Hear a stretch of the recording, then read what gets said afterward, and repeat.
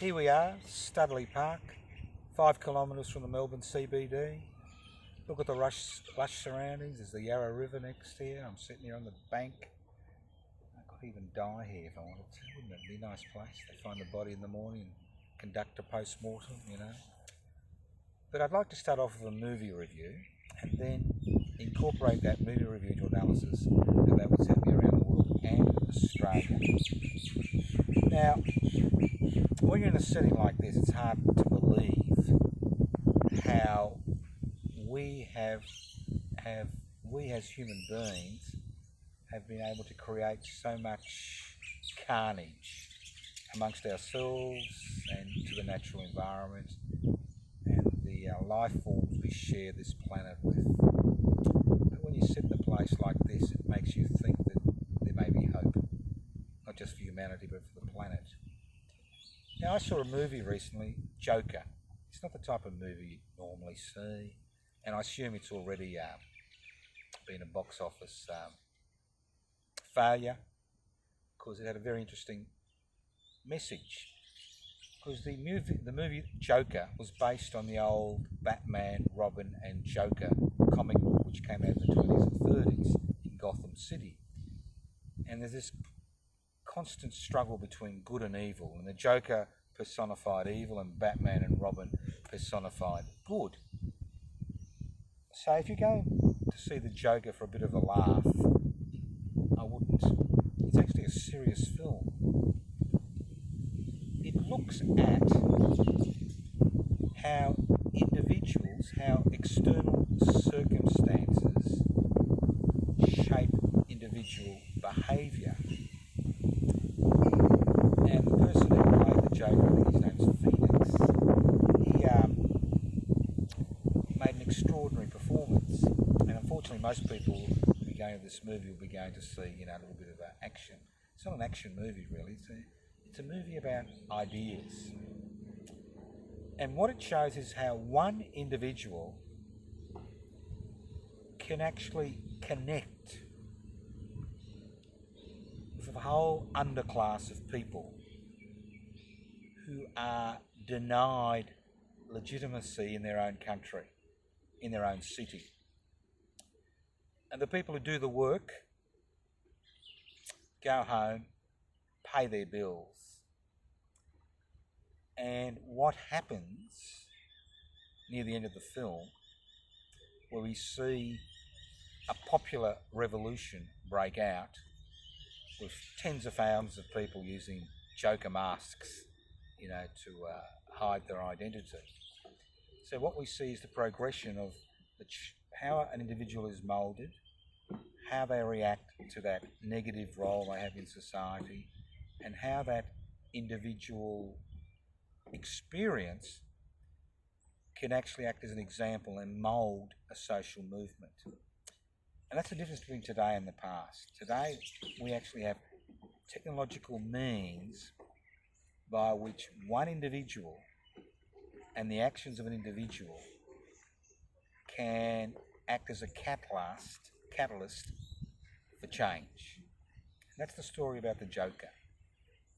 He's not evil by nature. Nobody's evil by nature. Even the circumstances of the situation he finds himself in don't create an evil person.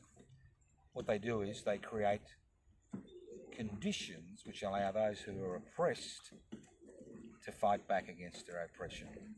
So look, I recommend you have a look at the movie. I think it's an interesting movie. But what's it got to do with 21st century society? Well, in many regards, 21st century society, this film is basically a morality play for the Morrison governments and governments like the Morrison governments, who have won their electoral victories by demonising, dehumanising, torturing, exiling, marginalising sections of the population you never see. People you never see on television in a positive light, people you never hear anything positive about on radio, people who are there at the backbone of society. And you see in my hand, I'm holding some wheat. Well, I think it's wheat.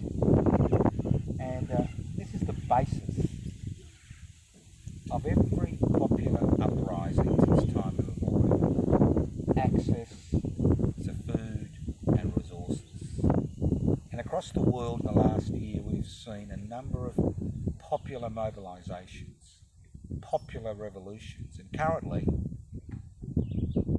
Lebanon, a popular revolution which broke through sectarian lines, a popular revolution which is based on the fact that people are sick of being ostracised and marginalised and divided, and they've come together and forced the resignation of a government which continued to pursue an agenda which was only beneficial to those in authority and that small section of society that own the means of production, distribution, exchange and communication. We see the same thing in Iraq, where the Iraqi government has killed in the last 5 days over 200 Iraqi citizens who've been peacefully protesting. We see the same thing in Chile, where over 30 people have died in the last week or so, as the Chilean people revolt against 40 years of excesses, 40 years of globalisation, 40 years of privatisation, 40 years of corporatisation, and 40 years of deregulation. For 40 years, when the Allende government was thrown out in a coup and Allende was shot dead and General Pinochet took over, although governments have changed and the Pinochet regime was ousted in 1989, the economic policies which were introduced at the behest of the United States government continue to be an issue in Chile. The thing is, they're not just an issue in Chile, they're an issue everywhere.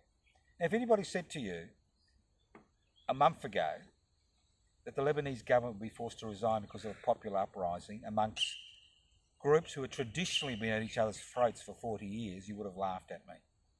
You know, Shia, Sunni, Christian, the list goes on and on. If anybody said to you that you would see a year after ISIS was thrown out of Iraq, that you would see over 200 people killed in a few days by the Iraqi government who are protesting against corruption, who want a new regime, who want a little bit of economic stability, a little bit more wheat, you would have laughed at me. If you said the same thing about Sudan, where they overthrew a dictator who'd been there for over 30 years, you would have laughed at me. So what the film The Joker does, it highlights there is always tension below the river. There is always tension. There are undercurrents you know nothing about. When we look at society, it's like looking here over the Yarra. You can see the duck over there. I've got a couple in their little canoe over there. But you don't know what the torrents are like. You don't know what the currents are like underneath. It's the same with society. In Australian society, we have been through a revolution in the last 40 years. A revolution which has inverted the concept of revolution on its head. What we've seen is wealth and power being transferred from the powerless to the powerful. And we have seen profound changes in this country, which have been supported by both major political parties, which continue to be supported by both major political parties, which are based on 4 simple principles. Deregulate the economy, which basically means is remove the rules and regulations which protect workers and their wages and protect ordinary people. Privatise the economy, which means giving away at bargain basement prices profitable state-owned industries to the private sector, and then seeing the private sector use that to maximise their profits at the public expense. We've seen corporatisation. I mean, the end point, as I've said before, of capitalism is the production of monopolies. And we've seen small businesses pushed and pushed and pushed and pushed to the edge by the creation of large monopolies which now dominate many areas of Australian life, from fast food to insurance to finances to banking to housing, and the list goes on and on. And then we saw globalisation, where we see that the barriers which were erected to protect local industries are removed and allows products to come in for much cheaper prices by workers who are earning $1 a day somewhere overseas in slave-like conditions. So we have been through this in the last 40 years. And what has happened during the last 40 years is that about 8% of the population have done really well. You've got the 1% that always does well, that owns the means of production, distribution, exchange and communication. And then you've got the 8%, the investment class, the group with disposable income, who've been able to use our investor-friendly laws to buy a second home and claim a tax deduction, buy stocks and shares and get franking credits, and the list goes on and on. Then you've got the great bulk of people, about 55%, who are working, some self-employed, many are so-called individual contractors, many on wages, who basically at the end of the day have enough to cover their expenses, their family's expenses, and maybe a little bit aside for a holiday once a year, who are up to their neck in debt. And then you've got the 30 to 35% of Australians who rely on social security benefits to survive. Now, for far too long, the Morrison-led government, and to a lesser degree the opposition, have been able to use that section of the population as a whipping boy or girl in order to keep the rest of the population on track. And there's this division between those on social security and those who are in the workforce. There's a huge division. But the undercurrents are now changing. The currents in the ground we've been speaking of, it's picked up from the river, flowing a little bit stronger. The undercurrents are changing, and people's ability to have access to wheat or rice, the basic necessities of life, is becoming to be a real issue in an increasing number of people's lives. And it's as if you look beyond the greenery in this park, it is quite dry. It is tinder dry. And it's the same with society. We are living in a tinder dry society, and all it will need is a spark for the undercurrents to come bubbling down and cause a torrent. That's what a popular revolution is. When enough people have said, enough is enough. We belong in this country. We are citizens, we are residents. We demand respect. We are no different to somebody who has much more power than us. It's time you took us seriously. And that is what a popular revolution is all about. And those people who think there is no chance of a popular revolution in Australia because we're conservative, because of the recent election, think again. You don't know what the undercurrents are. You don't know what people's breaking points are. And my feeling is that we're getting closer and closer to those breaking points. And it doesn't matter what the government guild at ABC or the corporate-owned media, the storehouse of fake news says. The reality is that change is in the wind. You can smell it. Society is tinder dry. It is waiting for that spark for radical, egalitarian, social change, possibly even social revolution. Because if anybody told me a month ago what was going to happen in Lebanon, I would have laughed. If anybody told me a year ago what was going to happen in Sudan, I would have laughed. If anybody told me a month ago what was going to happen in Chile, I would have laughed. But I'm not laughing today, because as human beings, when push comes to shove, when our very existence is an issue, we will overcome the divisions we have, the artificial divisions regarding colour and race and gender, sexuality, and to a lesser degree, class, and work together to improve everybody's lot. So once again, as I keep saying, this is a public interest before corporate interest publication. You can always join PIPSI. You can download the application form, pipsi.net. You can always leave a message on 0439 395 489, and I'll send you out an application form.